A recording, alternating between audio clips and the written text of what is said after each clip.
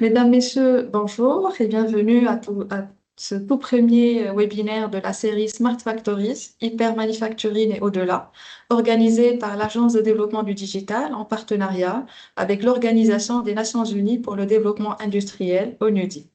Aujourd'hui, nous avons le plaisir d'ouvrir cette session avec un thème central pour aller du générique vers le plus spécifique tout au long de cette série. Et donc, notre premier webinaire a pour thème Smart Factories, mode d'emploi pour transformer et performer. J'aurai le plaisir de modérer cette session. Je suis Bnet Menrita, responsable du département Transformation digitale de l'économie au sein de l'ADD. Et avant d'entrer dans le vif du sujet, permettez-moi de donner la parole à Madame Khouloud Elcha, directrice de la transformation digitale à l'ADD, pour un mot d'ouverture. Merci Rita. Bonjour à toutes et à tous. Vous m'entendez? Oui, parfaitement. Très bien. Je vous remercie. Donc, Madame Amina Khdissi, représentante de l'ONUDI au Maroc. Monsieur Saman Bonk, expert en industrie 4.0, transformation structurelle et industrialisation de la Digital Transformation Alliance. Mesdames et messieurs, chers participants, bonjour. Au nom de l'Agence de développement du digital, permettez-moi de vous accueillir pour ce premier webinaire de notre cycle Master Series 4.0 Smart Factories, Hyper Manufacturing et au-delà, organisé en partenariat avec l'Organisation des Nations Unies pour le développement industriel. Ce cycle de webinaires s'inscrit dans la continuité de notre collaboration fructueuse avec l'ONUDI, qui couvre déjà plusieurs initiatives majeures autour de l'industrie 4.0, telles que la mise en place de l'usine-école modèle et l'étude sur l'intelligence artificielle appliquée à l'industrie. Ensemble, nous poursuivons l'objectif de soutenir la transformation digitale de notre tissu industriel à travers des actions concrètes et innovantes. Ce rendez-vous marque ainsi le début d'une série de rencontres virtuelles destinées à explorer les opportunités et défis liés à cette transformation digitale. À travers ces échanges, nous souhaitons accompagner les entreprises, les institutions, les chercheurs et tous les acteurs de notre écosystème numérique et industriel dans leur appropriation des technologies émergentes au service d'une industrie plus compétitive, plus intelligente et durable. En effet, l'intégration des nouvelles technologies avancées, des objets connectés et de l'intelligence artificielle dans les usines ouvre la voie à une industrie plus agile, plus efficace et durable. Ces webinaires seront l'occasion de vous munir des outils concrets pour repenser vos processus et renforcer votre compétitivité dans un environnement en constante mutation. Nous vous invitons également à explorer la plateforme Muqawala Raqmiya qui propose un parcours de diagnostic de maturité digitale dédié aux entreprises, dont les entreprises industrielles. Une réflexion est en cours pour étoffer cette offre de services prochainement avec de nouveaux parcours d'évaluation de la maturité, y compris celui de l'état de préparation à l'usage de l'intelligence artificielle par les entreprises. Je saisis également cette occasion pour vous inviter à explorer la plateforme de formation en ligne dans le digital de l'ADD, Academia Raqmiya, qui comprend différents parcours de formation sur des thématiques comme l'acculturation digitale, l'intelligence artificielle, la transformation digitale, le marketing digital, le développement informatique ou encore l'infrastructure. Je vous remercie toutes et tous pour votre présence et votre engagement et je vous invite à profiter pleinement de cette opportunité d'apprentissage, de partage d'expériences et d'innovation collective, en vous souhaitant une excellente session. Merci Madame Khouloud et je passe la main à Madame Amina Al-Khémissi qui est coordinatrice du programme Industrie 4.0 côté ONUDI pour aussi nous donner un mot d'ouverture à cette occasion. Ouais. Merci Rita. Bonjour Madame Khouloud, bonjour Monsieur Sama, bonjour tout le monde, bonjour Sibrahim. Je suis Amina Al-Khémissi, coordonnatrice du projet renforcement de l'écosystème de l'industrie 4.0 au Maroc. C'est un honneur aussi pour moi d'être aujourd'hui parmi vous en mon nom et au nom de l'ONIDI à l'occasion du lancement de ce cycle de webinaire. Cette initiative menée conjointement avec l'ADD, c'est une opportunité pour rassembler les acteurs institutionnels, le secteur privé et le monde universitaire autour des thématiques liées à l'industrie 4.0, la transformation digitale et les nouvelles technologies. Bien évidemment, l'ONIDI et l'ADD à travers leur partenariat sont pleinement convaincus que la convergence des efforts de tous les acteurs du milieu industriel permettra d'atteindre un développement industriel durable et inclusif et une transformation digitale accélérée. Ils ont estimé, non, et l'ADD, nous avons estimé opportun d'organiser ce Master Series, qui sera vraiment une opportunité, non seulement pour le développement de capacités, mais également une opportunité pour partager les inspirations, les retours d'expérience, et aussi pour présenter et discuter des cas concrets d'application des technologies au service de l'industrie durable et inclusive.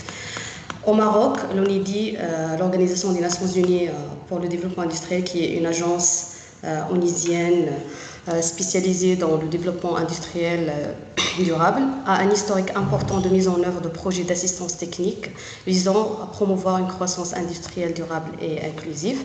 Nos interventions ont touché plusieurs secteurs clés, tels que la modernisation industrielle, les zones, les parcs industriels, la compétitivité des entreprises industrielles, l'efficacité énergétique, la durabilité de l'environnement, ainsi que le transfert des technologies et de développement des compétences humaines. En ce qui concerne le renforcement de l'écosystème Industrie 4.0 et la transformation digitale, nous œuvrons conjointement avec nos partenaires, y compris l'Agence de développement du digital, à créer un environnement favorable à l'environnement et à l'amélioration des performances industrielles grâce, entre autres, au développement des compétences et des connaissances indispensables, bien sûr, pour accélérer l'adoption et l'intégration des technologies de l'Industrie 4.0 et permettant ainsi de rester, comme on l'avait dit, comme ça a été souligné par Madame Abidja, de rester compétitif sur un marché du travail en constante évolution. À mon tour, je vous souhaite un bon suivi de cette session et toujours content d'être parmi vous. Merci Rita, merci tout le monde. Merci beaucoup Emina. Et sans plus tarder, je cède la main maintenant à notre cher panéliste et cher intervenant, professeur, docteur ingénieur Sama Mbank, expert en industrie 4.0, transformation structurelle et industrialisation, également membre de la DTA, Digital Transformation Alliance et AISMA. Professeur Sama, nous vous remercions chaleureusement d'avoir accepté d'animer ce premier webinaire. Et sans plus tarder, je vous cède la parole. Juste un petit rappel aux chers participants, nous avons effectivement coupé les micros et caméras pour une bonne conduite. Nous sommes nombreux, donc pour avoir un bon flux et une bonne connexion, les caméras sont coupées. Nous prendrons vers la fin de la session toutes vos questions, donc l'interaction se fera à travers le chat. Nous vous souhaitons une bonne session en notre campagne. Merci. Merci beaucoup. Bonjour tout le monde. C'est naturellement un grand plaisir, toujours, pour moi de partager mon expérience, mon expertise, parce que l'industrie 4.0, c'est non seulement un domaine d'expertise, mais c'est aussi une passion. Et vous verrez aussi certainement pourquoi. Déjà parce que d'un côté, lorsque le concept d'industrie 4.0 sous cette forme a débuté dans les années 2008, 2009, 2010, j'y étais en plein et nous avons façonné cette conception, puisque historiquement, comme certains le savent, ce concept tel qu'il est prévu aujourd'hui a été développé en Allemagne en termes de concept. Et nous étions dans ce bloc qui discutait c'est quoi les technologies, c'est quoi les mécanismes de ce nouveau monde. Et nous avons aussi appliqué, et vous verrez certains exemples. Mon objectif aujourd'hui, et c'est un webinaire, c'est pas d'être très théorique, c'est d'essayer d'être le plus pratique possible parce que beaucoup de théories aujourd'hui, on peut le prendre, on peut le voir dans ChatGPT et ainsi de suite. C'est de vous apporter à travers ma présence ici beaucoup plus de pratique à la thématique. Mais n'hésitez pas à la fin, quand vous avez des questions, nous pouvons approfondir à tout moment, nous pouvons approfondir le thème, les technologies et ainsi de suite. Donc, le thème aujourd'hui, c'est Smart Factories, mode d'emploi pour transformer et performer. Déjà, au début, nous avons voulu mettre l'accent sur les PME, TME. Après, nous avons un peu élargi pour donner la possibilité à chacun d'avoir une base et nous pourrons approfondir à tout moment. Déjà, rapidement, une petite introduction sur ma personne, 25 années d'expérience dans l'industrie automobile. Comme je l'ai déjà dit, dans la conception, le développement et l'implémentation des technologies, que ce soit digitales, opérationnelles ou alors manufacturières. Je suis aussi coach en ce qui concerne le leadership transformationnel et le développement des organisations. L'un des avantages en Allemagne, c'est qu'on peut être à la fois dans l'industrie et dans l'académie en même temps, d'où aussi le titre de professeur avec les cours que je donne depuis plusieurs années, plusieurs dizaines d'années, dans le domaine d'expertise. Et à côté de cela, comme vous pouvez le constater, je suis membre des organisations Digital Transformation Alliance qui a pour but d'apporter la promotion pour l'industrialisation en Afrique à travers, entre autres, l'industrie 4.0 et AISMA, une organisation intégrée dans le NIDI qui a aussi pour but de propulser l'industrie 4.0 en Afrique. Donc, très brièvement, l'objectif aujourd'hui, c'est de sensibiliser sur les enjeux et opportunités offertes par l'industrie 4.0 d'un côté, mais et aussi des usines intelligentes. Donc, plus précisément, je vais d'abord faire une petite introduction sur l'industrie 4.0 et essayer de démystifier le concept de Smart Factory, surtout pour les PME et TPE qui représentent dans la plupart des économies la majorité des sociétés. Et nous allons échanger sur les fondamentaux adaptés à ces PME, mais aux industriels en général, et approfondir un peu quelques mécanismes en termes de mode d'emploi, comment démarrer, comment accélérer et vous présenter quelques outils. J'espère que je vais couvrir l'ensemble des besoins dans le cadre d'une heure de webinaire. C'est clair que je ne peux pas mettre tout sur le papier, c'est pour ça que je réitère, n'hésitez pas, après nous pourrons approfondir à tout moment. Déjà, c'est quoi l'industrie 4.0? Beaucoup d'entre vous connaissent ces images qui montrent les différentes étapes de la première à la quatrième révolution industrielle. Je ne vais pas revenir là-dessus puisque c'est présenté aussi dans la littérature. Mais un point important qui n'est pas souvent relevé, c'est la définition primaire même de l'industrie 4.0 lorsqu'elle a été publiée pour la première fois en 2010. C'est un espace dans lequel les machines, les matériaux et les produits communiquent les uns les autres dans un environnement dit Internet des objets et gèrent eux-mêmes de façon autonome le flux de production. À partir de là, on voit déjà certains concepts bien précis. On parle de connectivité, on parle de communication entre les différents acteurs de l'écosystème industriel et on parle aussi d'autonomie, donc d'intelligence. Et c'est ce qui caractérise la quatrième révolution industrielle aujourd'hui, quand on parle de la première mécanisation, de la deuxième électrification, de la troisième automatisation, la quatrième, la base, c'est la numérisation et la connectivité.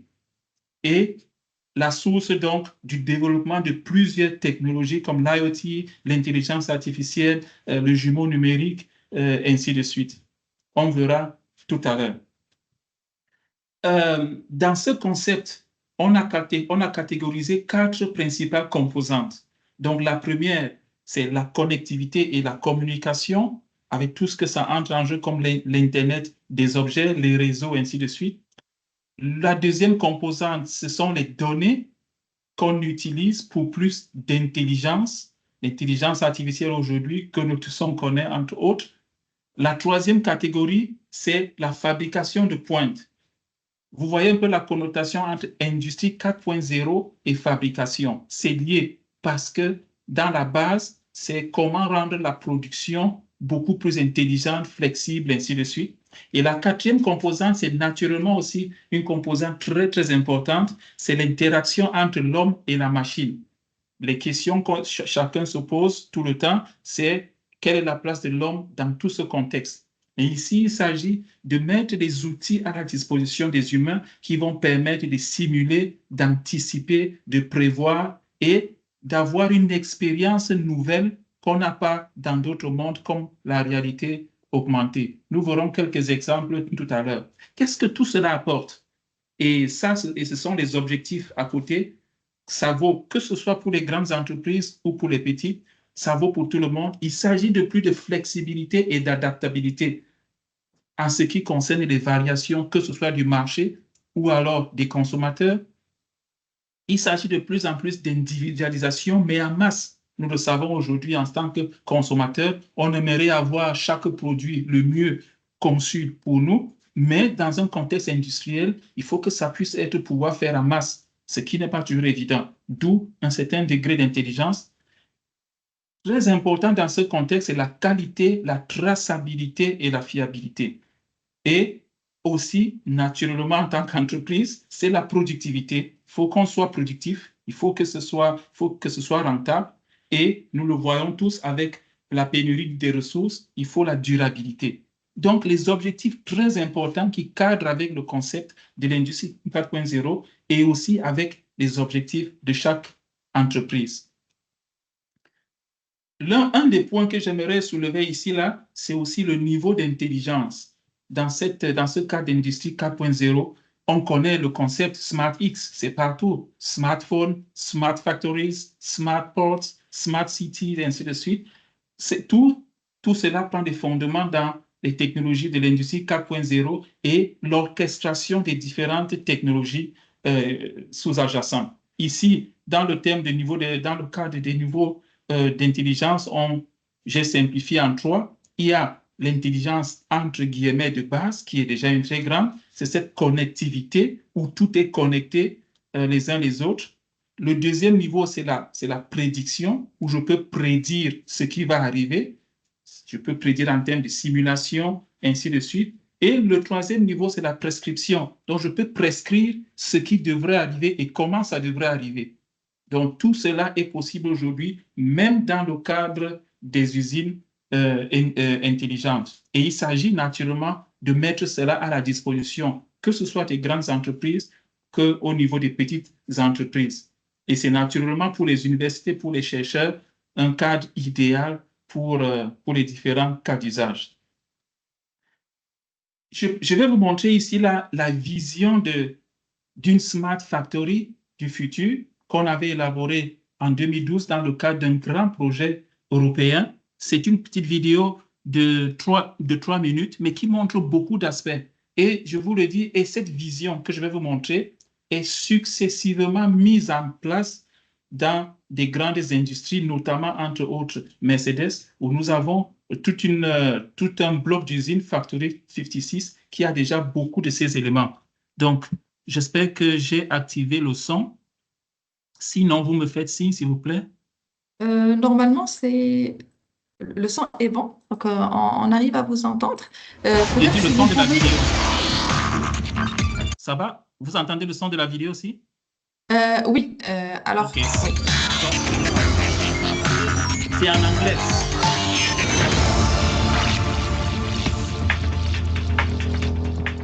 The research campus Arena 2036 at the University of Stuttgart is the factory of the future in automotive engineering and also a European lighthouse project. Here, university researchers and businesses work hand in hand. Skills are brought together to achieve a joint objective, the development of the environmentally compatible automobile of the future.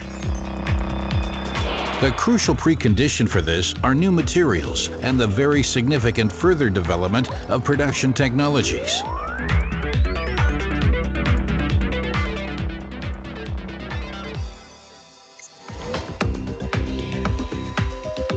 The factory of the future dispenses with assembly lines, manufacturing cycles, and monotonous production steps. Instead, people and robots collaborate in integrated workstations.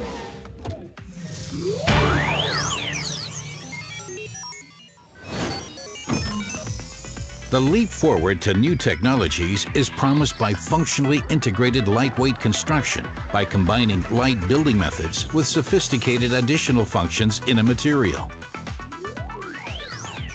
And this way, new possibilities are opened up for design, form, and functionality. The objective of Arena 2036 is to build a vehicle in which the materials can be joined using techniques such as adhesive bonding, and which does not have a single welded joint or any safety bolts. A vehicle incorporating new surfaces that can be made any color the user wishes and no longer has to be painted with a large input of energy. A vehicle with integrated functions such as lighting and sensor technology, and which can diagnose any faults itself. It's a long way to go, but it is feasible.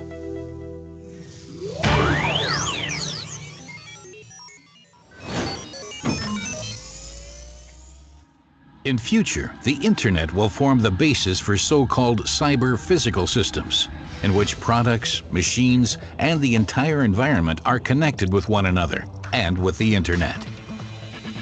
Integrating the real world with a functional digital world enables so-called digital shadows to be created, which can constitute a precise, real-time representation of systems, even of whole factories.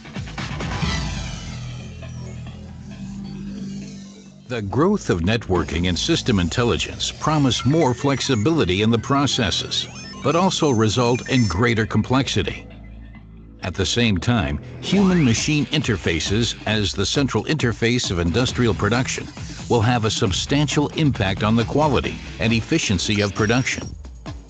The interfaces between humans and technology are responsible for controlling and monitoring the plants and provide valuable information about their operational status. Only in this way will fenceless production become feasible.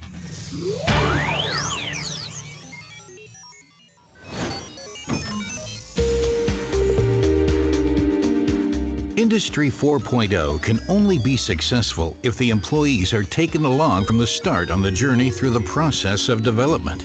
An important part of ARENA 2036 is therefore preparing the workforce and society for the changes in factory production facilities.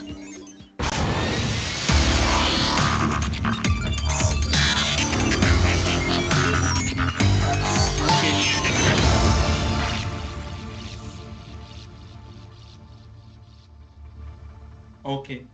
Je crois à travers cette vidéo, vous avez pu reconnaître certains principes que j'ai énumérés avant. L'agilité, la flexibilité, l'intelligence, l'intégration entre l'homme et la machine, tous ces concepts de robotique, d'Internet des objets, ainsi de suite. Et cette vision, vous l'avez vu, à l'époque, on était dans les années 2012, quand tout ce travail commençait, 2012, 2016, ainsi de suite, et c'était fait à l'horizon 2036. À l'horizon 2036. Donc, c'est une vision qui a guidé l'implémentation de beaucoup de technologies dans l'industrie, comme vous pouvez le constater.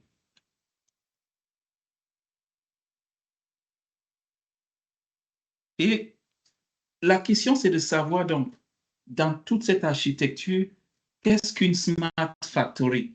On a vu la fabrication de pointe est une composante importante dans le concept de l'industrie 4.0, et la Smart Factory, dont nous pouvons la définir comme une unité de production hautement digitalisée, numérisée, connectée et automatisée, les fondements de l'industrie 4.0, et qui utilise les technologies de l'industrie 4.0 pour optimiser en temps réel l'ensemble de ces processus industriels. L'accent est mis ici sur temps réel et allant donc de la conception à la qualité finale, ou alors à l'expédition finale.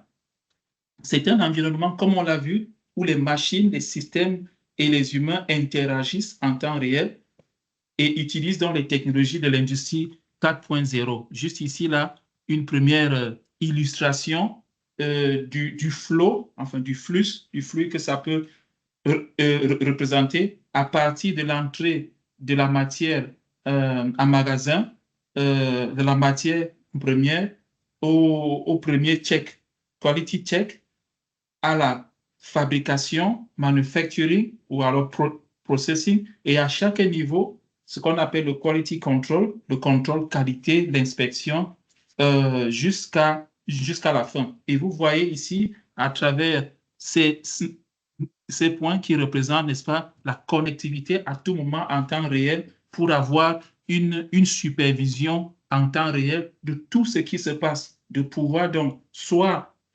directement prendre la main, ou alors ce que ça signifie en termes de prédiction, ou alors beaucoup plus tard même en termes de prescription, comme on a vu. Les technologies, ici encore, un résumé de la majorité des technologies qui entrent en jeu dans le cadre de la Smart Factory. Comme on a vu aussi dans la vidéo, nous avons les smart robots ou alors les cobots de plus en plus. Nous avons la fabrication additive qui est un élément extrêmement important, la réalité virtuelle ou augmentée qui prend de plus en plus aussi de place, et puis tout ce qui concerne comme la simulation, le CAD, le CAD, l'intégration, le data analytics, l'intelligence artificielle, bref, un ensemble de technologies qui permettent donc de réaliser ce que nous voyons ici, là, à droite, une production et une chaîne d'approvisionnement agile, une connectivité complète 360 degrés en temps réel et les automatisations, le jumeau numérique, ainsi de suite. Le jumeau numérique, à titre d'exemple, est un outil extrêmement important dans la matérialisation de la Smart Factory. Le jumeau numérique peut aller de la représentation, de la copie virtuelle d'un produit à la copie virtuelle et digitale de toute l'usine. Et ce qui permet naturellement d'avoir des réponses ou alors des éléments de pilotage extrêmement importants. Ce que je vais vous montrer ici, quelques exemples pratiques sur le terrain de ce que nous avons réalisé. Ici, là même, depuis des années, vous voyez ici, par exemple, c'est ici, là, un mécanisme de contrôle qualité d'une pièce de véhicule où nous avons la représentation ici, là, dans le monde digital, la représentation dans le monde virtuel et la réalité. Et vous voyez comment les technologies sont assez avancées pour pouvoir avoir une représentation, on va dire, fidèle dans ces trois environnements. Et ceci n'est possible qu'à travers ce qu'on appelle le concept de jumeau numérique. Ou alors, vous voyez ici, là, on a altéré les images du virtuel et du réel pour montrer qu'on est capable d'avoir un mécanisme digital et virtuel dans ce contexte d'industrie du jumeau numérique. Donc, à titre d'exemple de la réalisation de ces produits. Et de ce fait, on est capable ici, là, d'avoir une représentation globale de toute une zone de fabrication de l'usine et même de toute l'usine. À travers ce concept, donc, nous avons essayé aussi d'adapter la discussion, on va dire la définition de la Smart Factory, non seulement aux industriels, mais aussi aux PME, parce que souvent les exigences sont souvent un peu différentes que celles des grandes industries qui ont souvent assez de moyens. Ici, nous disons que c'est une usine modulaire, connectée et pilotée aussi par les données, parce que c'est important pour toute Smart Factory, la présence, la collecte et le pilotage à travers les données. C'est très, très important. Mais ici, il s'agit d'utiliser des solutions progressives, abordables et naturellement contextuelles, parce que chaque société a sa réalité. À la fin, c'est très important, même si on utilise les mêmes objectifs qu'une grande société, il s'agit ici de savoir digitaliser sans exclure, d'automatiser sans déshumaniser, parce que là, on est très, très proche des humains aussi encore, et surtout d'innover sans dépendre, parce qu'on a peu de moyens. Professeur Oui. Sama, si vous permettez, est-ce que je me permets de vous interrompre? Il y a une petite question concernant le nom du logiciel utilisé. Je pense que c'était par rapport aux représentations dans enfin, tout ce qui est jumeaux numériques. Si vous pouvez peut-être prendre cette question tant que c'est par rapport Oui, euh, à ce oui, ok. détail-là, et après on avance. Oui.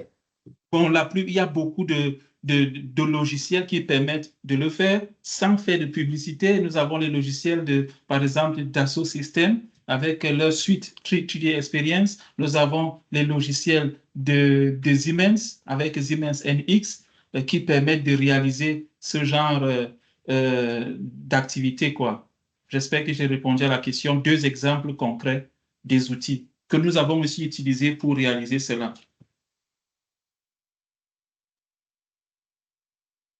Pour les Smart Factories, en termes de Smart Factory, j'ai noté ici 3 grands types de Smart Factory qui nous intéresseraient ici. Il y en a plusieurs autres types, mais 3 ici qui peuvent nous intéresser. Il y a ce qu'on appelle les usines, les Smart Factory écoles, qui servent de démonstrateurs. C'est une usine pilote ou un démonstrateur qui peut servir pour formation, pour recherche, pour test industriel. Là-bas, il s'agit de former, de tester, de sensibiliser et d'expérimenter en grande partie. Et d'un autre côté, ici à droite, nous avons les Smart Factory collaboratifs ou de réseau qui sert beaucoup plus à interconnecter les unités de production les unes des autres ou alors les entreprises les unes des autres dans un ensemble fonctionnel. Il s'agit ici de favoriser la mutualisation, la conception et l'innovation ouverte. Ici en bas, vous avez quelques exemples de ces Smart Factory. Et au milieu, il y a ce que j'ai appelé la Smart Factory intégrée, qui est généralement faite par les industriels eux-mêmes. Donc, vous allez voir une grande société avec sa propre Smart Factory, mais c'est aussi possible pour toute société, pour toute PME ou TME, d'avoir aussi sa Smart Factory. Et on verra comment ça peut être possible, cette transition. Donc, nous allons nous focaliser d'abord sur le milieu. Les deux extrêmes sont souvent mélangés, sont souvent, on va dire, confondus. Ça dépend de l'objectif concret de l'un ou l'autre. L'un beaucoup plus en termes de mutualisation des ressources et l'autre beaucoup plus en termes de prototypage, de démonstration. Donc, pour une société, c'est beaucoup plus celle qui est au milieu. Et là, je vous parlais déjà chez Mercedes, par exemple, la Factory 56 ou Tesla avec ces Gigafactory qui a à l'intérieur des parties qui sont hautement automatisées dans le sens de l'industrie 4.0. Mais pourquoi donc s'intéresser à la Smart Factory? Nous avons vu que déjà que la Smart Factory, avec sa composante industrie 4.0, c'est un facteur ultra important pour toute société, pour avoir un gain en productivité, pour être flexible et adaptatif au marché, aux contraintes, et ainsi de suite. D'un côté aussi, on sait qu'il y a des défis économiques et technologiques, surtout pour les petites entreprises, où les contraintes budgétaires limitent souvent les capacités à investir dans les technologies de pointe. Et souvent, on a des infrastructures vieillissantes. Il y a aussi le manque de ressources et d'expertise dans la maison, le personnel hautement qualifié qui manque souvent. Et on le sait aussi, une concurrence accrue sur le marché parce que quand on est ouvert à l'international, beaucoup ont plus de moyens, sont mieux équipés. D'un autre côté, on le sait, il y a l'urgence de cette transformation digitale parce que tout autour de nous est numérisé et connecté. Donc, il faut absolument qu'on s'aligne et on sait, comme on l'a dit, il y a des avantages compétitifs immédiats qui sont là à absolument apprendre, sans tenir compte aussi des tendances du marché et des attentes clients. Donc, ce sont assez d'arguments qui poussent à s'intéresser au concept de Smart Factory en tant qu'industriel, indépendamment du niveau. Il y a des chiffres. Je ne vais pas entrer dans les détails.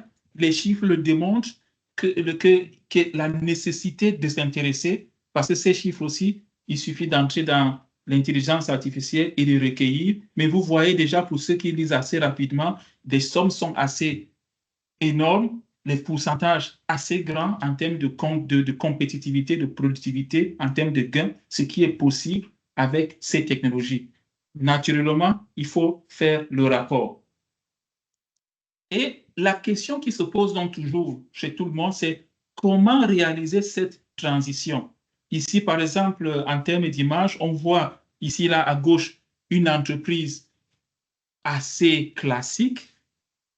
Et c'est le mécanisme de plusieurs entreprises qu'on retrouve ici, là, que ce soit dans la transformation agro, dans la machinerie ou la transformation de bois, quelques types de sociétés que j'ai accompagnées dans cette transition.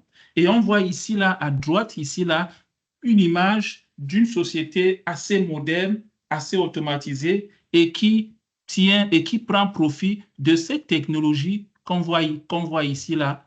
La question donc est comment donc réaliser cette transaction? Et c'est là où vient le degré d'expertise, ainsi de suite. En général, il s'agira de se focaliser sur ces objectifs et d'avoir une approche adaptative. On a parlé de connectivité, relier les machines les unes des autres, d'automatiser, de collecter les données pour un pilotage, d'avoir un environnement réactif et adaptatif, d'intégrer horizontalement mon organisation et d'avoir une optimisation en temps réel. Pour les PME, par exemple, ici, là, j'ai quelques orientations pratiques. Au niveau de la connectivité, je ne vais pas tout parcourir, je crois que vous allez lire après. Au niveau de la connectivité, il s'agit par exemple de voir comment est-ce qu'on peut contourner l'absence de haut débit dans certaines zones. quand ce n'est pas possible, et comment utiliser les technologies robustes d'un côté et peu énergivores. Au niveau de l'automatisation, c'est une balance entre préserver l'emploi tout en améliorant la productivité. Donc, il y a des facts assez concrets qui amènent donc à savoir comment s'adapter. Plus précisément ici, là, je vous propose ici, là, une stratégie de transformation que nous utilisons très, très souvent. Et je vous le dis, lorsqu'on commençait à implémenter l'industrie 4.0 dans l'industrie automobile, dans ma société, par exemple, il y avait beaucoup d'environnements, beaucoup de divisions qui étaient à cette époque-là encore semblables à beaucoup de PME aujourd'hui. Beaucoup, énormément. Donc, aujourd'hui, encore, on en trouve des divisions qui ont encore des machines assez vieillissantes, un environnement pas moderne. Et la question est toujours de savoir comment faire le upgrade. Et ce schéma représente, n'est-ce pas, une synthèse de l'expertise au fil du temps, de ce qui a été fait et de ce qui est fait aujourd'hui. Donc, c'est une proposition en 10 étapes où on commence naturellement par la sensibilisation, c'est-à-dire ici, il s'agit de comprendre les enjeux de cette transformation, comme nous l'avons fait à l'entrée en introduction, et de définir une stratégie transformationnelle, une vision transformationnelle, en incluant le top management et les décideurs. Parce que la transition, c'est un véritable chemin de transformation, de culture de changement. Cette étape est ultra importante. Il y a les outils importants pour accompagner le top management dans cette phase. Après cette phase, il y a la phase du diagnostic de maturité. On se trouve à quel niveau à l'échelle de maturité industrielle en ce qui concerne l'industrie 4.0 ou Smart Factory. Je vais vous montrer encore quelques outils. Et après, quand on a bien agencé ces deux étapes, les prochaines étapes consistent donc à implémenter pas à pas les éléments qu'on aura définis dans la roadmap. Donc, c'est la phase 3, 4, 5, 6, 7 et 8. Et pour faire la boucle encore au niveau 10, avec la culture d'amélioration continue, d'innovation continue, ainsi de suite. Et vous voyez en bas, à chaque étape, il y a une description complète de ce qui est fait. Et le plus important ici, là, c'est de réaliser tout cela dans un espace collaboratif, soit à l'intérieur de la société ou alors, comme on l'a vu, avec les autres types de Smart Factory que j'ai présenté tout à l'heure, soit les usines, les Smart Factory écoles ou alors les Smart Factory collaboratifs. Et nous pouvons entrer dans les détails à tout moment, plus tard, pour voir comment, dans la pratique, tel et tel aspect peut se réaliser. Mais déjà ici, là, à partir de ce schéma, on a vu le point 2. Le point 2, c'est le diagnostic de la maturité. Et je vous présente ici, là, une synthèse de comment est-ce que ça peut se représenter. Vous voyez ici dans l'échelle à gauche les différents niveaux de maturité industrielle. On parle de l'environnement manuel où il n'y a aucune digitalisation. On utilise principalement le papier. Et la deuxième phase qui est le numérique de base, et beaucoup le savent, où on utilise Excel, les outils Microsoft pour avoir un certain suivi manuel, mais certes numérisé, où on a un peu moins d'erreurs qu'avec le papier, mais beaucoup d'erreurs aussi, beaucoup de travail pour structurer les données, pour avoir la lisibilité, et c'est normal qu'on soit limité. Le troisième niveau, qui est le niveau 2, ici, là, est une digitalisation fonctionnelle. On est capable de suivre ses stocks, ses clients en temps plus ou moins réel, où la saisie des commandes, par exemple, est digitale et le suivi de l'usine est digital aussi. Ça permet déjà d'avoir un meilleur contrôle sur les flux, un gain extrêmement élevé déjà en termes d'administration et on réduit déjà beaucoup de pertes. Le niveau qui suit est la connectivité opérationnelle où on implémente déjà, suivant les phases que je vous ai montrées avant, les premiers capteurs où nous avons les interfaces entre l'homme et l'humain qui sont numériques et où on est capable déjà de visualiser, bref, de superviser mon usine plus ou moins en temps réel, ce qui permet une réactivité de la production. Je peux agir, je n'attends pas que quelque chose se passe, que la machine tombe en panne, mais j'ai déjà des indications qui me disent, ah, attention, la machine peut tomber en panne. Attention, je n'ai pas assez de matières premières pour travailler, donc je peux déjà agir, ça réduit beaucoup de pertes. Et j'ai une meilleure traçabilité aussi, ce qui est encore accentué au niveau de l'automatisation partielle avec des outils qui permettent une meilleure gestion. Et le dernier niveau, c'est la Smart Factory avancée, où, comme on a vu, nous avons dans des outils beaucoup plus intelligents. Donc, il y a donc ce schéma qui oriente et qui peut donc aider à s'accrocher à l'un des niveaux et d'avoir un roadmap transformationnel pour aller successivement vers d'autres niveaux en relation avec sa propre vision telle qu'on l'a vu.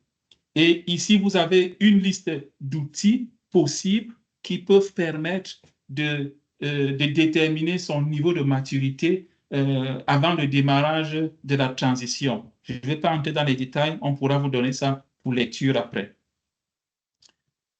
Il y a malgré toutes ces discussions, il y a toujours, et je le sais, des mythes, des questions qui restent toujours, et peut-être certaines questions pourraient revenir, mais j'anticipe peut-être.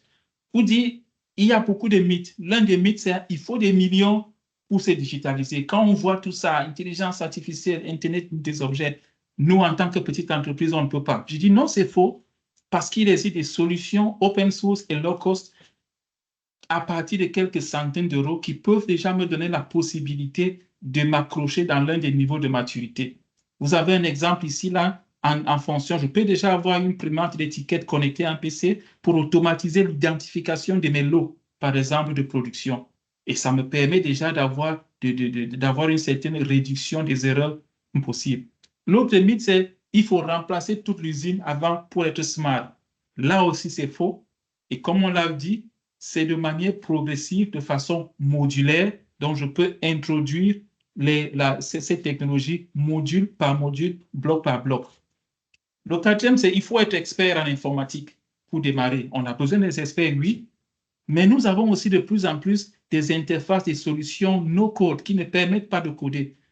Donc, j'ai un mode d'emploi assez pratique qui me permet de l'implémenter et surtout, il y a aussi de plus en plus des outils de formation qui permettent en très peu de temps d'acquérir le know-how de base pour démarrer. Bien entendu, suivant le niveau, il me faut des experts, c'est normal. L'autre point, c'est la Smart Factory, c'est pour les grandes entreprises. C'est faux, comme on l'a vu. Il existe des versions adaptées pour les PME. Et la question qui revient toujours, ah oui, la digitalisation supprime des emplois. Je ne vais pas engager une discussion ici dans ce sens parce que c'est souvent beaucoup d'avis, mais en général, c'est faux, selon moi. Elle transforme beaucoup plus les compétences et augmente la productivité, souvent même en créant de nouveaux. Ici, là, quelques exemples pratiques, comment implémenter ces technologies en fonction des objectifs d'industrie 4.0. Je ne vais pas entrer dans les détails, quelques exemples. Ici, au niveau de la connectivité, il s'agit de réaliser une connexion entre les bases des équipements, des postes de travail. Et ici, là, quelques exemples donc concrets sur le terrain avec la connexion des réseaux, que ce soit Wi-Fi, Bluetooth ou alors GSM, c'est possible de connecter les serveurs et les antennes. C'est possible d'avoir une synchronisation entre les systèmes Excel, ERP, pour ceux qui connaissent, le cloud simplifié, le cloud local, le nuage local, et d'utiliser les capteurs basiques. Il existe des capteurs aujourd'hui de si je prends un euro, de quelques euros qui peuvent déjà soit me prendre la température de ma machine et m'indiquer, oh, ça chauffe déjà, attention, réagis, ou alors qu'il m'envoie des informations pour une autre machine pour dire, attention, la machine est prête, je peux commencer. Il y a déjà ces mécanismes qui permettent. Et au niveau de l'automatisation, on peut automatiser déjà beaucoup de parties. On peut introduire les robots peu à peu pour réaliser, par exemple, les tâches simples, les tâches qu'on contrôle, mais qui sont répétitives à grande échelle. Donc, et ici, là, il y a accès d'exemples concrets, faute de temps. Je ne vais pas entrer dans tout, mais vous voyez ici, là, accès d'exemples concrets qui donnent une indication pratique pour chaque niveau d'entreprise, comment est-ce que je peux implémenter cela?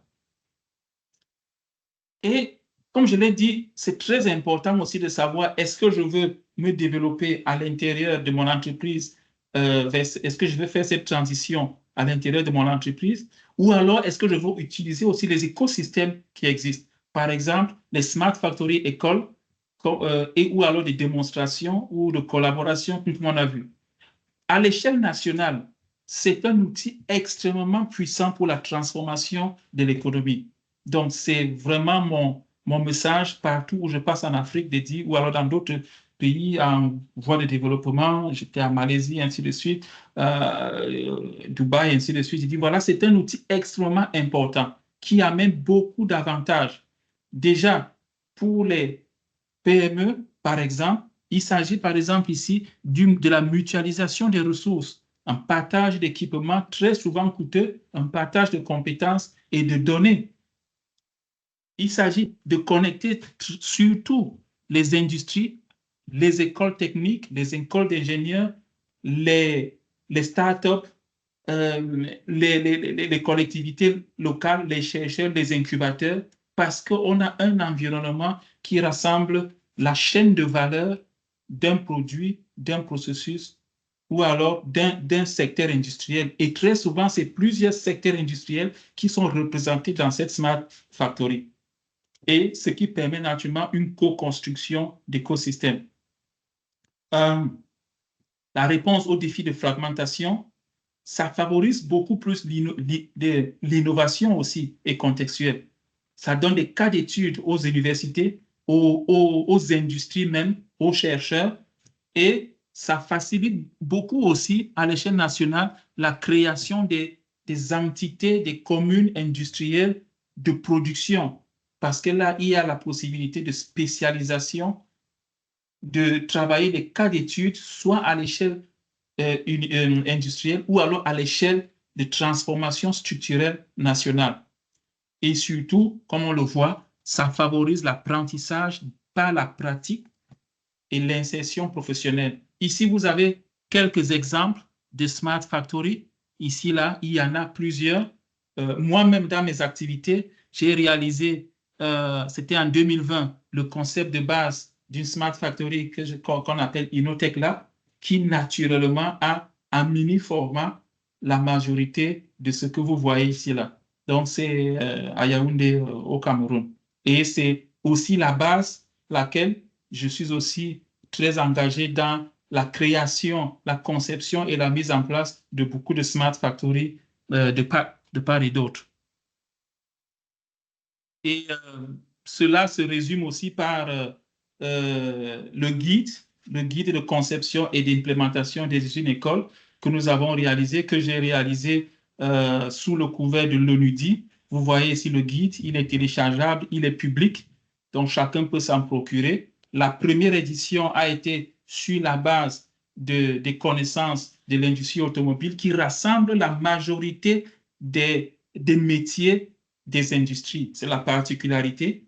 Donc, ici, dans ce guide, j'ai décrit comment est-ce qu'on peut implémenter une Smart Factory vraiment de A à Z, de sa conception au design du layout jusqu'à la fin. La deuxième version va naturellement être beaucoup plus automatisée, beaucoup plus actualisée. Mais vous pouvez voir ici, là, vous pouvez voir à travers ce guide beaucoup d'éléments que je viens de présenter. Et naturellement, les responsables des Smart Factory dans le monde m'ont fait honneur en me signant, c'était une surprise agréable l'année dernière, en signant ce document pour dire, voilà, nous validons la criticalité, l'importance de cet ouvrage pour l'éclosion, l'optimisation de l'industrie 4.0 à travers les Smart Factory. C'était l'année dernière en juin au Forum international des Smart Factory. Qu'est-ce que vous devez donc retenir en termes de takeaway? Toute entreprise, grande, petite, peut entamer un processus de transition vers une usine intelligente. Nous avons vu d'un côté les technologies, d'un autre côté, 2 points sont importants. C'est la culture de changement et le leadership transformationnel. Souvent 2 points, 2 obstacles majeurs à la transformation. La technique, on peut très souvent la mettre en place, mais ces 2 points caractérisent n'est-ce pas, le degré de réussite ou de l'échec de cette entreprise. Le deuxième point, et parce qu'on ne peut pas faire autrement aujourd'hui, c'est un levier stratégique pour renforcer et la résilience et la compétitivité. Et là, j'ai essayé de mettre un peu une équation de ce que peut être la compétitivité, la qualité, la réactivité, la traçabilité. Il y en a encore certainement d'autres, mais j'ai retenu ces trois. Et ce qui signifie donc en termes de gains, l'accroissement de la productivité, l'amélioration de la qualité, la réduction des coûts opérationnels, le pilotage stratégique et amélioré de mon entreprise. Je ne navigue plus à vue, j'ai des prédictions claires, une meilleure traçabilité et conformité. On sait que c'est beaucoup demandé aujourd'hui. Il faut que je sois capable de démontrer que d'où est venue ma matière première, comment ça a été transformé et mis en paquet. Une adaptabilité accrue aux imprévus. Nous le vivons aujourd'hui. Il faut être extrêmement agile aujourd'hui. Et un environnement de Smart Factory me donne la possibilité d'être flexible. Et naturellement, je veux pouvoir accéder aux nouveaux marchés. Et à la fin, naturellement aussi, la Smart Factory améliore énormément les conditions de travail des employés. Merci beaucoup pour ce moment. Comme dernier point, AISMA, je l'ai mentionné au début, l'Alliance pour l'industrie 4.0 et la Smart Factory qui a été mise en place il y a quelques années et qui est en train de faire son bout de chemin et qui sera un outil très important pour la propulsion de l'industrialisation en Afrique et peut-être dans d'autres régions du monde. Nous aurons même au Maroc, ce sera au Maroc, en fin septembre, la première conférence sur l'industrie 4.0 et Smart Manufacturing en Afrique. Donc, ce sera un plaisir de vous revoir aussi lors de cette conférence. Et pour moi, c'est un plaisir naturellement d'être membre fondateur et ensemble avec l'ONUDI de mettre cet instrument en place avec d'autres organismes internationaux. Merci pour votre participation. Et comme toujours, il y a une évaluation à faire et je vous présente ici le QR code. Donc, vous pouvez nous dire comment a été le webinaire. On ne cesse jamais d'apprendre, donc on peut toujours apprendre. Et j'aime apprendre, c'est bien. Et je suis ouvert naturellement à la discussion et à approfondir tel ou tel aspect. Après, vous savez, on ne peut pas tout mettre dans un papier pour 1 heure de temps. Merci beaucoup pour votre attention. Oui. Merci beaucoup, Dr Sama. Merci pour cette session très riche. Je pense que nous avons tous suivi avec beaucoup d'attention les éléments qui ont été partagés, l'importance de l'agilité, la flexibilité dans des projets de Smart Factory. Vous avez également partagé comment est-ce qu'on peut y aller en tant que PME, pas par pas, quelle est la stratégie de transformation à adopter en évaluant ses ressources et en impliquant le top management. Je pense sans plus tarder, il y a eu pas mal de questions et d'interactions tout au long de la session et tout au long de votre présentation qui témoignent de l'intérêt porté pour ce sujet-là. Alors, si vous permettez, on va revenir sur les questions qui ont été posées. Alors, Je regarde un peu aussi parallèlement les conversations. Ouais. Donc, je ne vais pas tout voir, mais vous allez me guider. oui, exactement. Alors, il y a eu une question donc, qu'on avait pris en parallèle, c'était par rapport aux logiciels qui étaient utilisés. Donc, vous avez cité Siemens, Dassault Systèmes. Les invités et les participants ont également parlé d'autres outils. Je pense que toujours par rapport à cette question, il y avait quelqu'un a demandé est-ce qu'on pouvait utiliser est-ce qu'on pouvait animer, dessiner, programmer des courses de mouvement ou avoir accès à des bibliothèques payantes avec des références machines existantes? Je pense que cette question est liée également aux jumeaux numériques. Oui, encore, est-ce qu'on peut avoir des... Oui. Est-ce qu'on peut dessiner et programmer des courses de mouvement ou avoir accès à des bibliothèques payantes avec des références machines existantes? Du point de vue technologique, oui.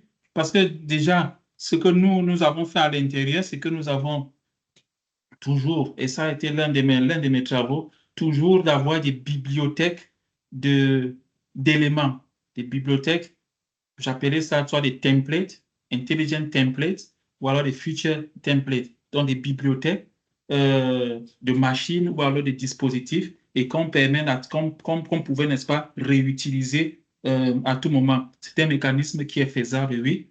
On va dire, certains systèmes ont aussi des bibliothèques intégrées dans leur mécanisme. C'est quelque chose que nous avons travaillé avec les grands systèmes que j'ai cités avant là. On avait travaillé sur cette technologie avec eux parce que c'est très important. Et maintenant, en tant que business, on peut bien développer des outils, des bibliothèques, bien entendu. C'est même une opportunité business pour celui qui a posé la question. Bonjour Sama. Bonjour. Je suis Ibrahim, ADD. Tout d'abord, je souhaite vous remercier d'être parmi nous aujourd'hui pour animer cette session au profit de l'ensemble des participants, que ce soit le monde académique ou bien les industriels et autres parties prenantes. Avant de donner la parole aux participants qui souhaitent, qui possèdent des questions et qui souhaitent intervenir, nous avons déjà pris note de quelques questions de l'assistance en cours de votre présentation. Il y a une dame ou bien un monsieur qui parle de la composante green, autrement dit dans l'approche ou bien dans le concept de Smart Factory. On aimerait bien savoir si vous pouvez approfondir un petit peu en détail le positionnement de cette composante-là. Deuxième question, il y a un autre monsieur qui a posé la question par rapport à la nature de l'énergie consommée et avec une estimation du coût pour une Smart Factory à l'échelle de démonstration, bien à l'échelle réelle. Donc voilà, ces deux questions qui ont été posées par l'audience, par l'assistance durant votre présentation. Après, nous aurons l'occasion de poser d'autres questions émanant de nous-mêmes en tant qu'institutionnels et d'autres personnes qui souhaitent intervenir. Merci encore. Ok, merci. Si je peux dire quelque chose là-dessus. J'ai présenté au départ que la composante de durabilité et le point de durabilité est un élément important dans l'industrie 4.0, justement parce qu'il s'agit de voir, et pour les PME, c'est encore beaucoup plus important même, de ne pas d'avoir un environnement infrastructurel peu énergivore. Donc, le concept de green est très important. Nous avons dans l'utilisation des énergies, nous avons ce qu'on appelle le smart grid, donc qui consiste à utiliser différentes sources d'énergie, donc l'énergie électrique, l'énergie solaire et ainsi de suite. Et c'est un mécanisme que nous conseillons généralement dans l'implémentation des smart factories, surtout dans des zones des pays dits en voie de développement. Ce qui est toujours important, et c'est donc cette analyse, et puis voir comment est-ce qu'on peut faire à la fin un bilan énergétique de son environnement industriel, et c'est ce qui va caractériser, n'est-ce pas, le choix des outils aussi.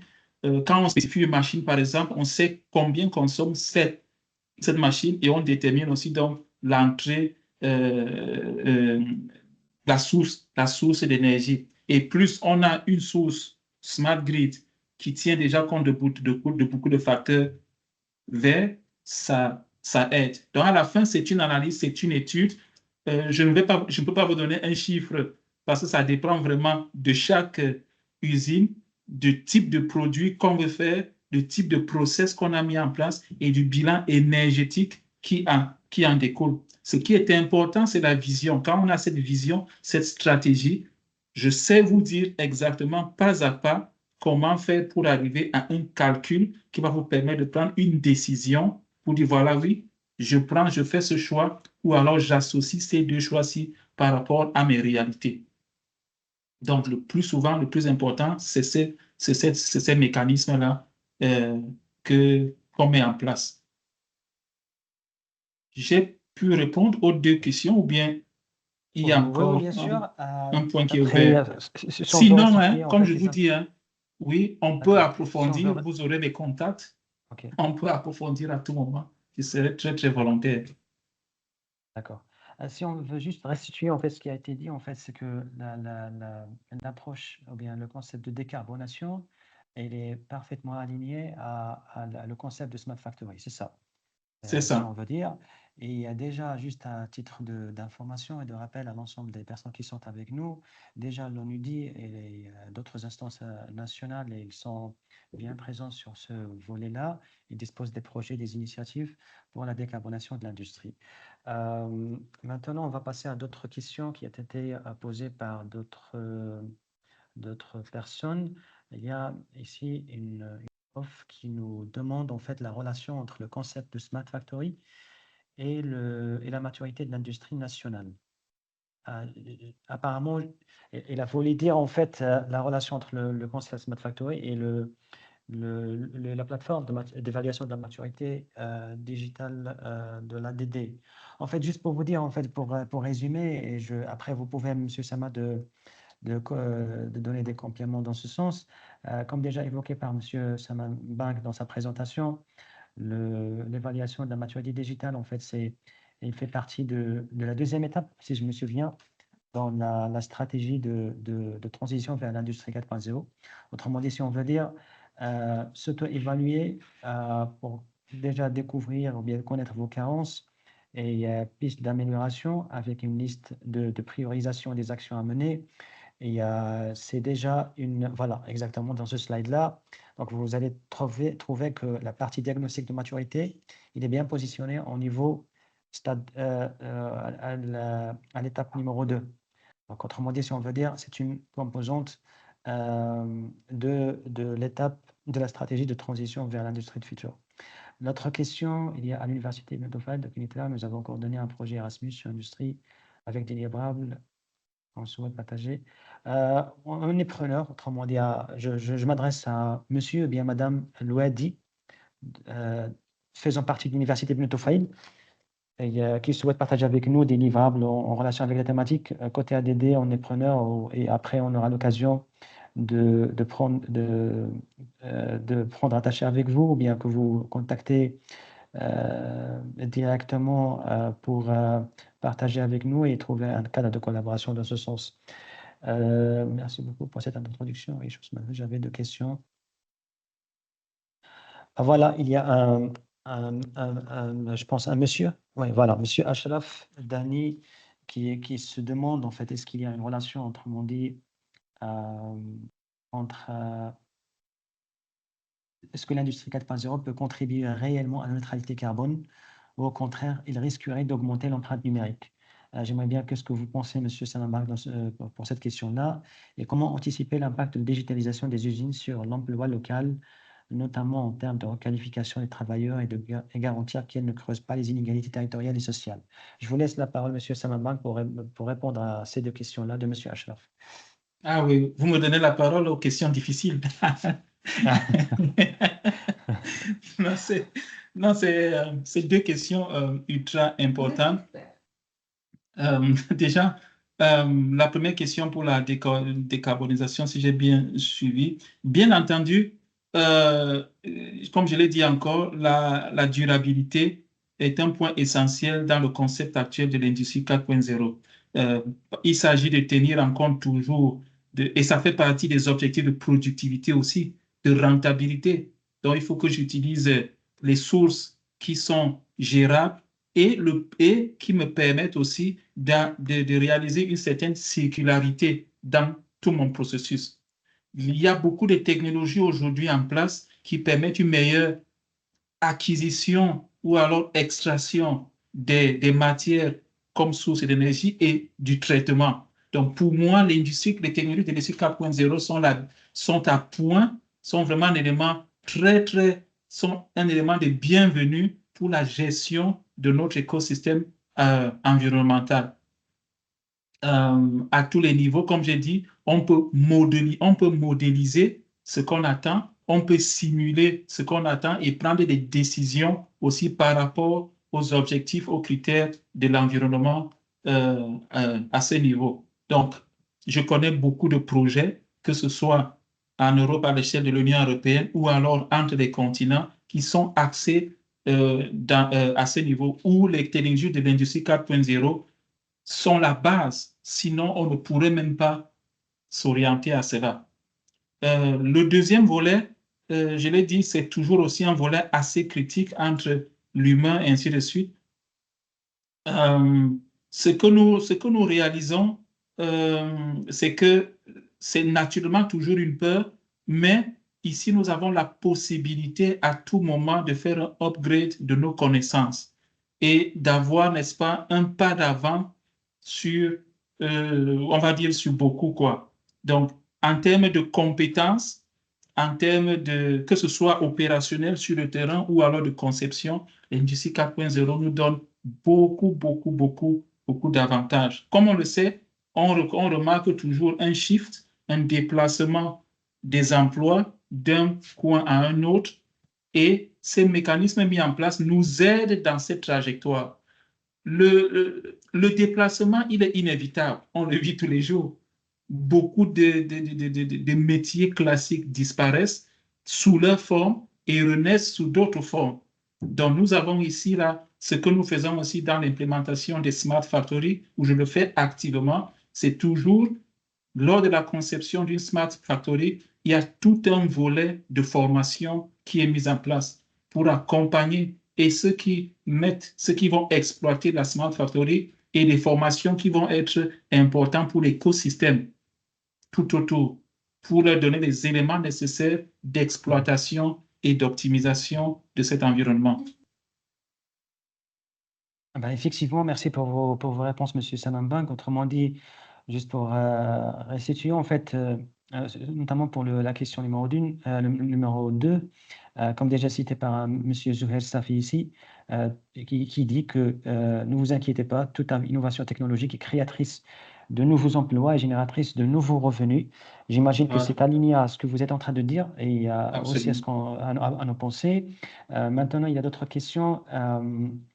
Une question de Madame Sheima Latawi, en fait, qui se pose la question sur avec la mise en place de qui sont les profils. Voilà, il se pose la question sur les profils et les compétences les plus recherchées aujourd'hui dans ce domaine-là, dans le concept de Smart Factory. Et concrètement, quelles compétences devrions-nous développer pour avoir un vrai rôle et apporter de la valeur dans cette transformation? Ça, la question numéro 1.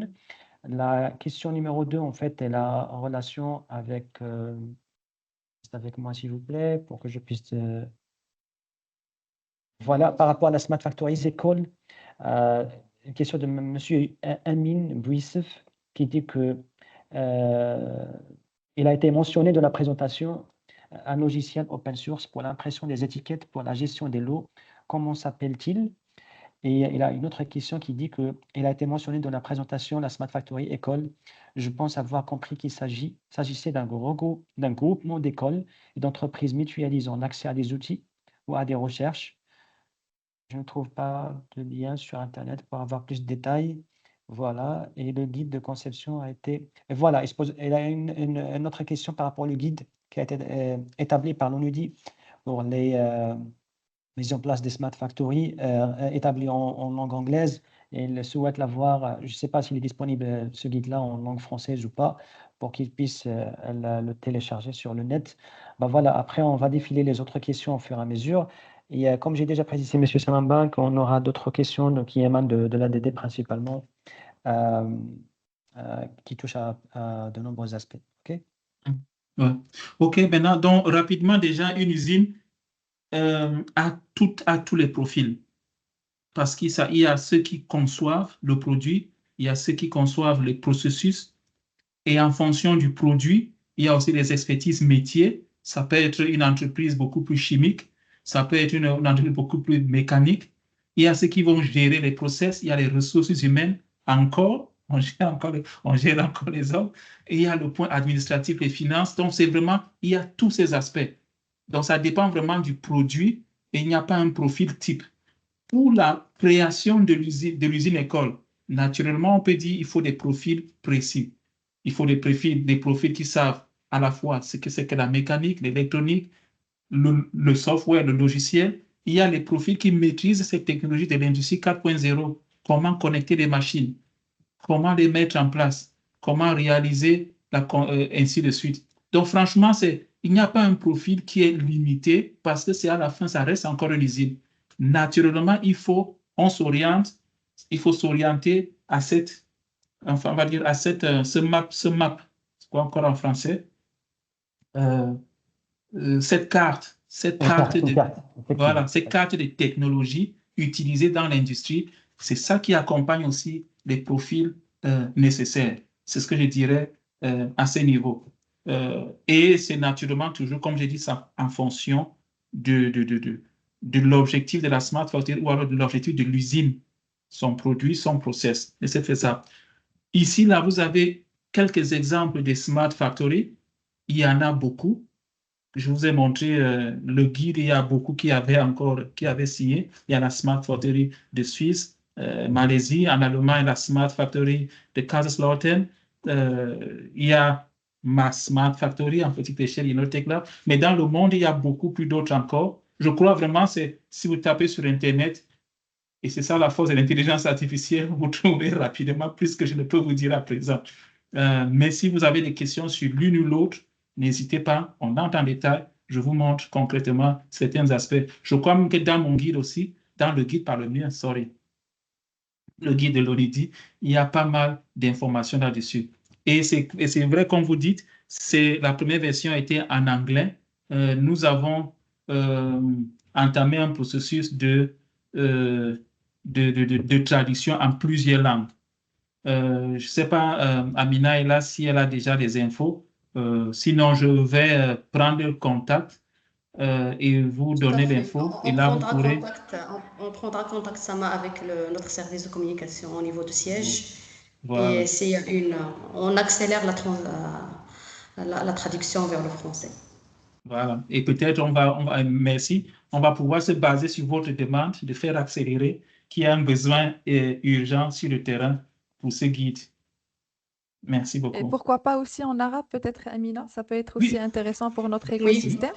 Et D'accord. juste une petite parenthèse en parlant des Smart Factory, donc on n'a pas inscrit ici l'exemple sur lesquels on travaille parce que c'est pas aujourd'hui on va dire une Smart Factory qui est opérationnelle, mais nous travaillons sur un projet avec nos partenaires, avec comme chef de file l'Université Euromed de Fès et le consortium Fès Smart Factory, avec l'ONUDI également, le ministère de l'Industrie, sur la mise en place d'une première usine école modèle, Fès Smart Factory. Donc, Inch'Allah, on partagera avec vous dans les prochaines séances ce cas d'exemple. Et comme vous le savez peut-être aussi, donc je suis aussi impliqué avec mon expertise pour vous accompagner dans l'opérationnalisation de cette Smart Factory. Exactement. Avec exactement. plaisir, naturellement. C'est Oui. un honneur. Rita, si tu permets, juste, Oui. Sama avait souligné dans sa présentation les outils d'évaluation de maturité avant la transition vers tout ce qui est usine intelligente. Entre autres, c'est l'outil d'auto-évaluation Opéri. Juste pour informer la présence, comme quoi cet outil il fera l'objet de 3e webinaire qui aura lieu le 3 juillet à partir de 11h. C'est comme aujourd'hui, ça sera le jeudi. Et on va annoncer lors de ce webinaire comme quoi il y aura un certain nombre d'évaluations opérées qui seront offertes par l'ONIDI et par INSIT, par le Centre international pour la transformation industrielle, parce que c'est un outil qui a été développé conjointement entre l'ONIDI et INSIT.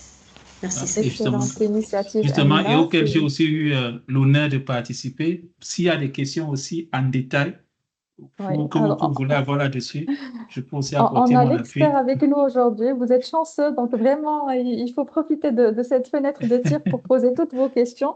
Merci infiniment, Sama, pour toutes les informations partagées.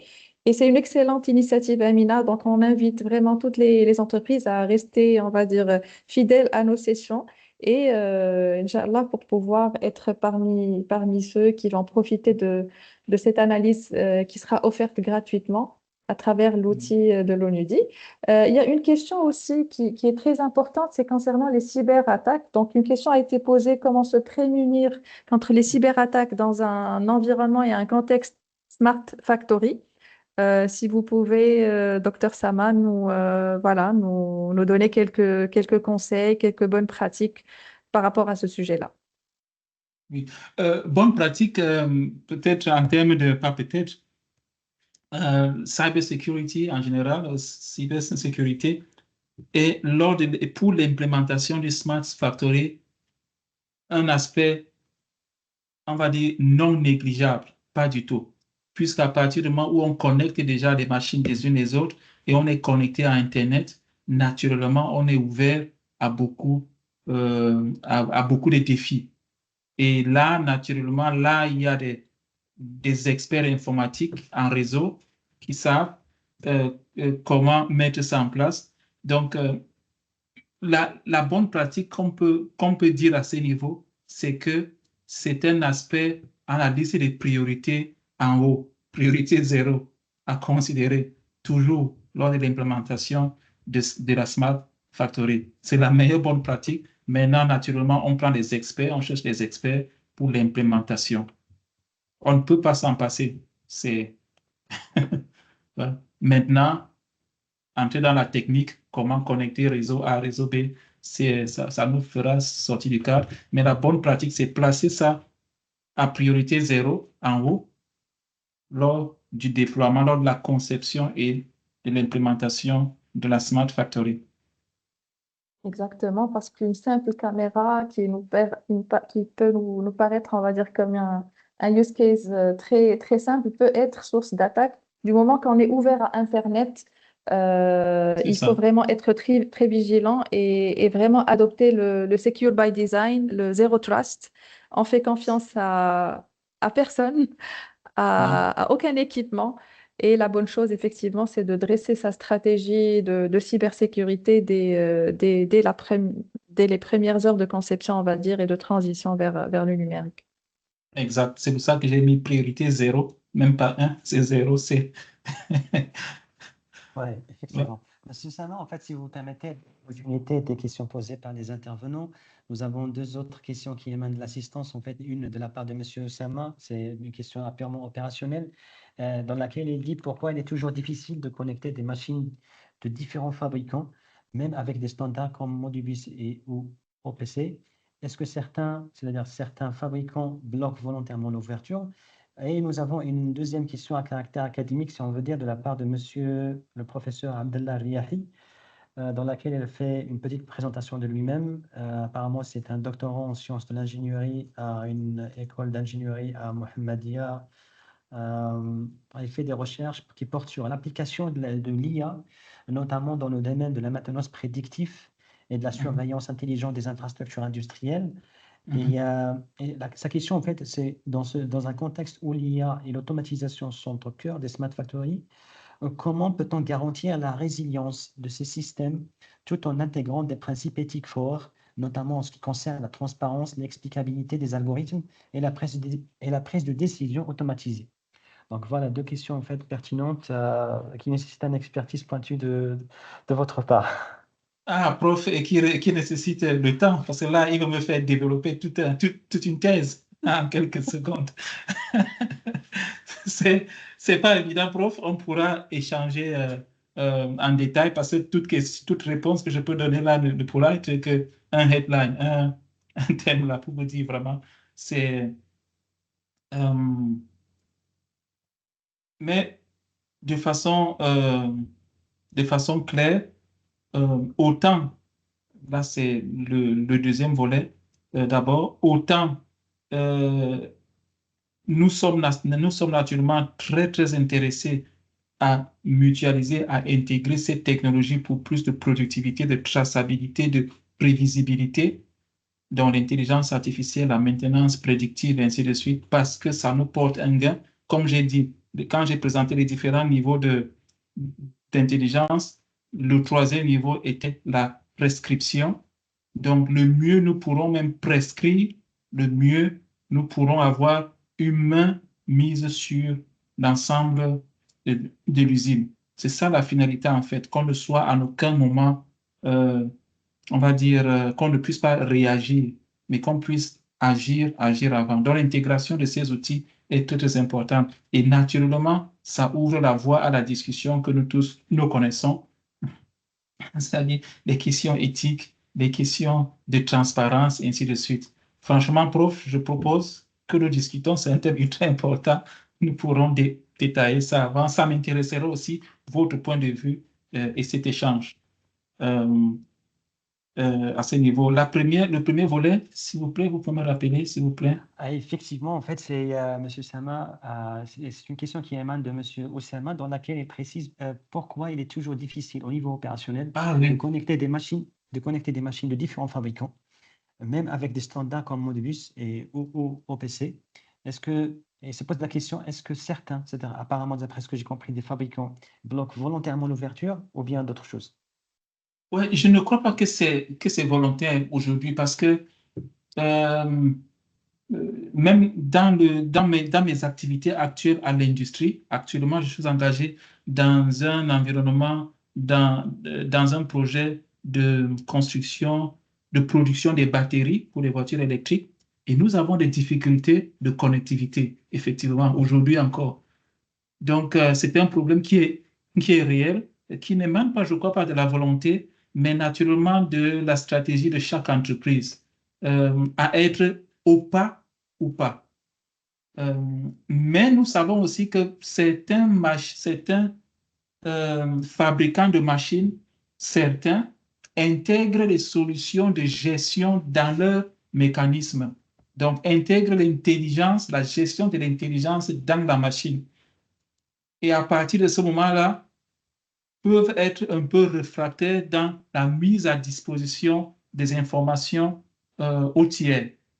J'ai ce problème-là aussi de façon pratique où nous discutons. Non, mais si nous voulons mettre un processus intelligent, il nous faut avoir accès aux informations de la machine.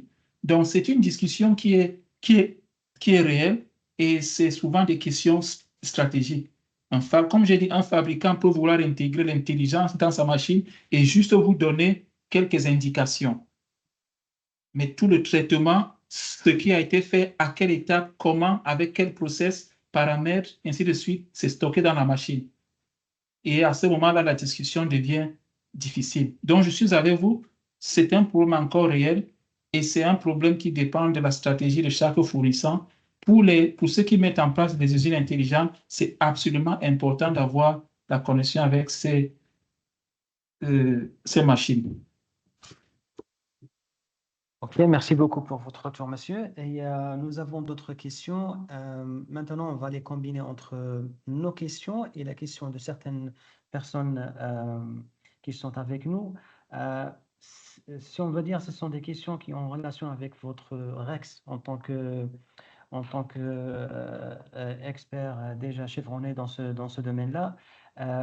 La première, en fait, qu'on souhaite poser, c'est quoi le cadre de collaboration idéal, si on veut dire, entre le monde académique, le secteur industriel et d'autres parties prenantes pour réussir cette transformation-là, suivant les règles d'art, avec des pas pratiques et sûrs.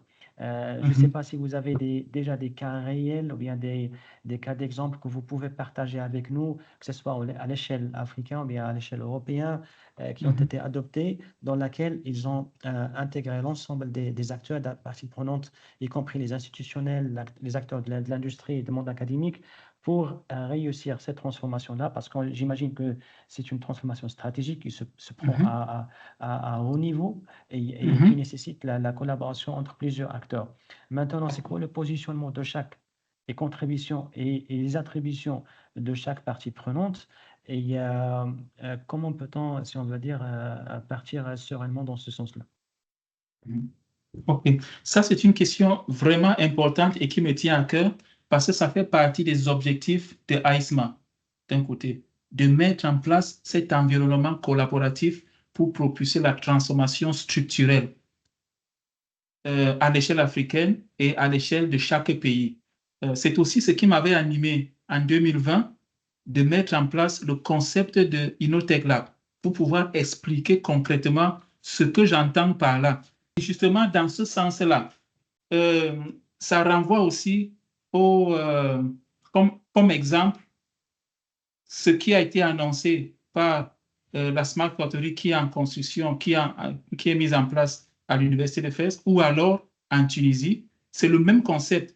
Et même Je renvoie ceci là, voilà. Et même les Smart Factories, par exemple, de Suisse, c'est un environnement qui regroupe exactement l'écosystème, que ce soit entrepreneurial, qui regroupe les institutions et qui regroupe le monde académique. Tout autour, n'est-ce pas, des lignes de démonstration industrielle. Donc, c'est pour ça que j'ai tenu à mettre ce stade de Smart Factory École. Il y en a plusieurs.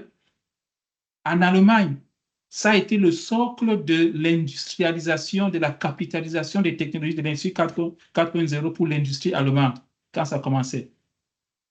Donc, les concepts de Smart Factory. Et ça a été disséminé partout dans le monde. En Suisse, en Espagne, en France, on appelait l'usine du futur, je crois, pour ceux qui prennent le nom.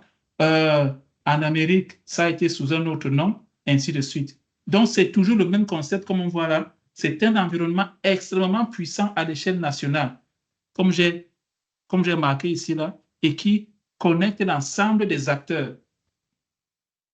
Ce que nous sommes en train de mettre en place, par exemple, une ligne de production qui sert à la fois de démonstration pour les usines, pour voir comment est-ce que je peux implémenter mon usine. Ça sert aux académiciens, aux startups, aux chercheurs, parce que c'est modulaire. Il y a beaucoup de cas d'usage, beaucoup de cas d'études qui peuvent être traités. Donc, je suggère fortement la mise en place de ces Smart Factory écoles comme un outil très, très important pour l'éclosion de l'industrialisation à l'échelle nationale. D'accord. Et maintenant, en fait, dans la continuité de la première question, en fait, comme vous savez, à l'échelle nationale, nous avons des DGCI qui sont déjà présents, des cabinets de conseil, des firmes qui œuvrent dans le domaine du digital depuis X temps. Je ne sais pas, est-ce qu'il y a d'après vous, des conseils et des recommandations à offrir à ces gens-là qui font partie de l'écosystème d'innovation, d'accompagnement à la transformation digitale du secteur industriel au Maroc, soit pour monter en gamme, soit pour se remodeler ou bien, si on veut dire, s'adapter aux nouveaux concepts et assurer un bon accompagnement pour les industriels qui sont là au Maroc. Parce que, comme vous savez, sans des acteurs et des firmes de conseil, des bureaux d'études et d'accompagnement, on risque de ne pas atteindre l'objectif voulu de cette transformation-là. Oui, absolument, absolument. Le conseil, l'accompagnement est très, très important, mais je dois avouer que je connais encore pas très, très bien cet écosystème dans les détails. Donc, ça pourrait être l'objet d'un travail. Ce que nous sommes en train de faire au niveau de AISMA, c'est d'avoir, n'est-ce pas, des répertoires de tech providers, des répertoires des compétences que nous allons partager. Et je crois au plus tard, en septembre, lors de la conférence, nous pourrons être capables, surtout que nous serons au Maroc, de présenter des informations assez actuelles dans ce secteur. Donc, si nous restons connectés, comme on dit, nous pourrons au plus tard en septembre présenter les résultats. Et avec vous, on pourra travailler ensemble dans la réalisation de ce volet pour pouvoir répondre aux questions. C'est un volet extrêmement important. Sans accompagnement, c'est assez difficile. C'est difficile. Avec plaisir, et nous notons en fait que déjà l'ESMA porte des initiatives dans ce sens, que ce soit pour les acteurs de l'écosystème d'innovation, bien pour les industriels eux-mêmes. Et comme vous avez précisé, nous restons en contact pour des éventuelles collaborations dans le futur sur cette thématique-là. J'aimerais bien voir, est-ce qu'il y a d'autres questions à poser dans ce sens-là? Voilà, j'imagine que ce sont principalement les questions sont tous, les points sont tous abordés. La toute dernière pour clôturer, je ne sais pas si vous l'avez deep divé en fait dans votre présentation ou pas. Pour un industriel donné, comme vous le savez, le niveau organisationnel et numérique, notamment des TPE, des PME et des GE, se diffère au niveau national comme à l'échelle internationale.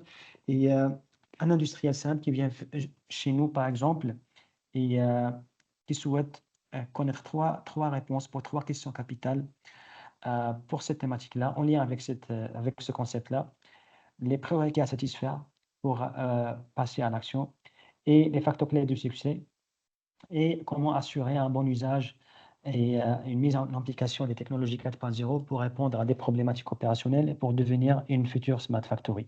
Donc, j'imagine que ces trois questions-là pour lesquelles on va clôturer la session, s'il n'y en a pas d'autres interventions de la part de l'assistance. OK. Je vais revenir à cette page parce que je l'ai testé aussi avec l'écosystème des artisans. Donc, les artisans certains même qui font des sculptures pour vendre. Donc, nous avons fait des tests avec eux pour voir comment est-ce qu'ils peuvent, dans leur travail hautement manuel, utiliser les technologies de l'industrie 4.0 pour être smart. Donc, prenez un exemple, un artisan qui fait par exemple une sculpture, qui va faire un objet, refaire le même objet, refaire le même objet chaque fois et pour vendre dans une foire, ainsi de suite. On a fait des tests, on les a accompagnés en leur donnant par exemple les 3D scans pour dire voilà, tu fais un objet une fois, tu scannes, tu transmets ça digital et avec une imprimante 3D, tu peux faire reproduire ça à grande échelle.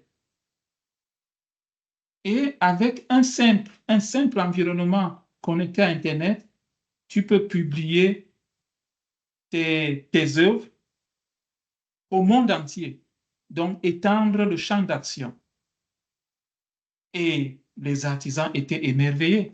Et nous sommes allés même plus loin, nous avons créé une galerie virtuelle où des personnes peuvent visiter cette galerie à travers la réalité virtuelle. Vous voyez, donc à tous les niveaux, c'est possible. Donc, et on suit le même mécanisme, comme j'ai dit, les mêmes étapes. C'est de manière progressive, c'est de manière modulaire, mais les deux premières étapes sont extrêmement importantes parce que dès qu'il y a cette motivation et cette compréhension intrinsèque, toutes les autres étapes vont suivre.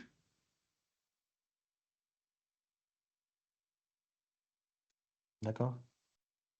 Je ne sais pas s'il y a d'autres questions de votre part, Madame Rita, ou bien d'autres personnes qui souhaitent poser des questions directement à Monsieur Sanambang.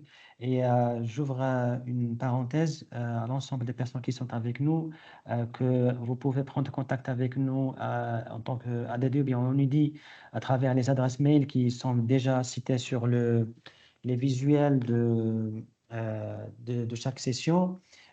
Comme ça, on restera en contact avec vous pour tout type de collaboration éventuelle et bien de demande de travail ou bien de collaboration avec vous sur différents types ou bien requêtes possibles.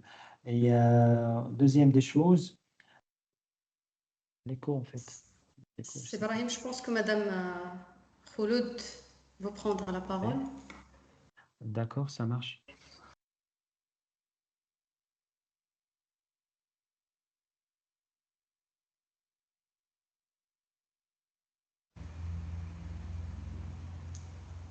C'est Brahim. Oui, madame. Oui, Je pense madame. Madame Khouloud. Oui, Madame Khouloud, elle veut Oui, prendre bien la sûr, bien parole. Oui, En bien fait, sûr. c'était juste Bien pour sûr. remercier le cher intervenant, Sarah Bank, pour la qualité de son intervention et l'ensemble des informations riches qui ont été partagées avec l'ensemble des participants.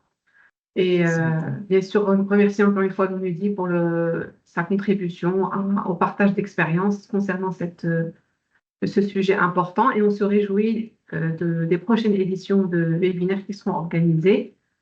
Et donc, on invite l'ensemble des participants qui étaient déjà avec nous aujourd'hui à poursuivre leur mobilisation pour être avec nous lors des prochains webinaires. Merci beaucoup aussi.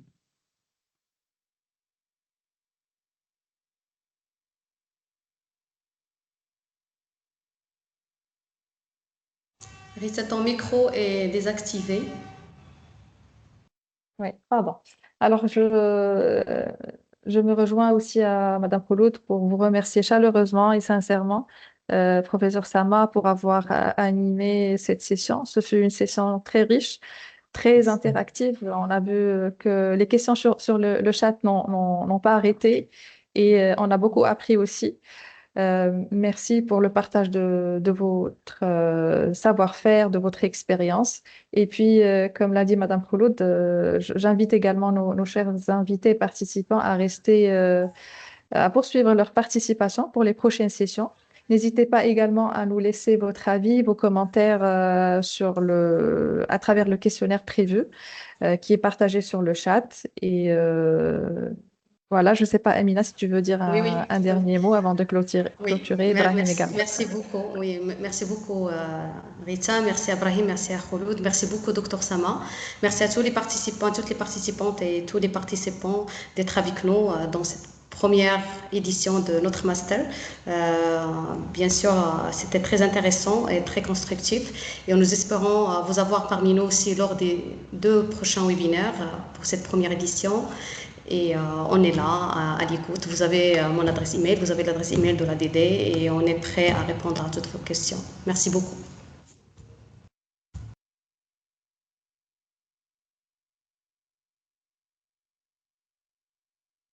OK, donc je vous dis merci beaucoup. Ça a été un grand plaisir d'avoir échangé avec vous. Je reste à votre disposition pour d'éventuels approfondissements du thème. C'est un domaine, on va dire, d'apprentissage mutuel. Les questions m'aident aussi à apprendre et à comprendre aussi beaucoup de choses. Merci beaucoup pour cette opportunité. Merci à vous. Et à bientôt. Merci à vous, monsieur Samambak. Merci à vous. Brahim, est-ce qu'on avait partagé le QR pour tout ce qui est évaluation? Est-ce qu'on va le... Effectivement, j'ai partagé le lien déjà sur le chat. Merci beaucoup, Brahim. Merci. Merci. Bonne fin de journée à tout le monde.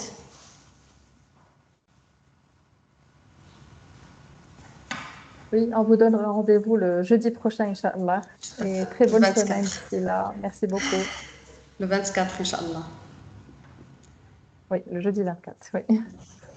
Le mardi, Le mardi 24, pardon. Oui, c'est ça. Le mardi 24, Oui, ça sera le mardi 24, Inch'Allah. Le mardi 24, oui, oui, oui. Merci beaucoup et À très bientôt, Inch'Allah. à très bientôt. Au revoir.